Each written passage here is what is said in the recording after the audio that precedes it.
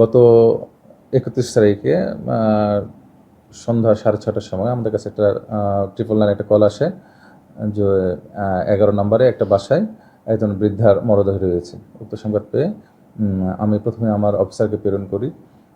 সে যায় সেখানে, গিয়ে সে দেখে যে একজন বৃদ্ধার লাশ তার মেয়ের বাড়িতে রয়েছে।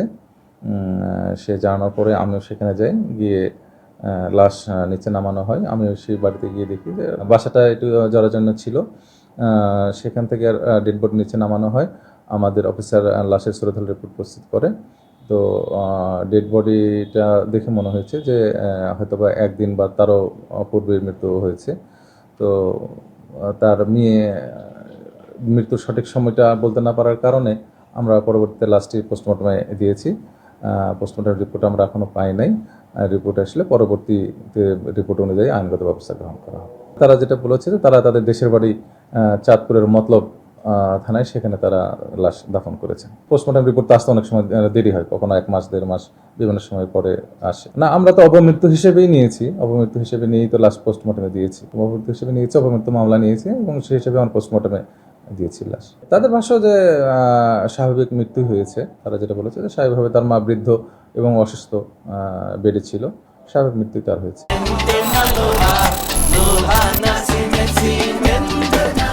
আইনি সমাধান এই বিষয়ে আসলে পোস্টমর্টম রিপোর্ট আসার পরেই আমরা পরবর্তী আইনগত ব্যবস্থা নেব যে আসলে তার ডেথ অরিজিনাল কি কেন হয়েছে, কিভাবে হয়েছে, সেই কারণ জানার পরে আমরা পরবর্তী আইনগত এটা নিয়ে আমরা সিনিয়র স্যারদের সঙ্গে কথা বলবো, তারপর আমরা আইনগত ব্যবস্থা নেব।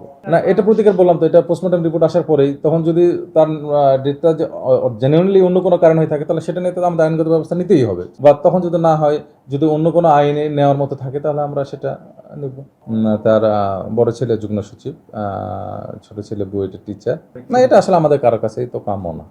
আমাদের সকলের মা আছে, আমাদের সন্তান আছে। আমাদের মা আমাদের কিভাবে লালন পালন করেছেন, কত কষ্ট করেছেন, এটা তো আমরা অন্তত এইটুকু তো আমাদের কৃতজ্ঞতা থাকা উচিত। না, ওখানে যে ছেলে বুয়েটের টিচার উনি ছিলেন, ওনার সঙ্গে আমাদের কথা হয়েছে।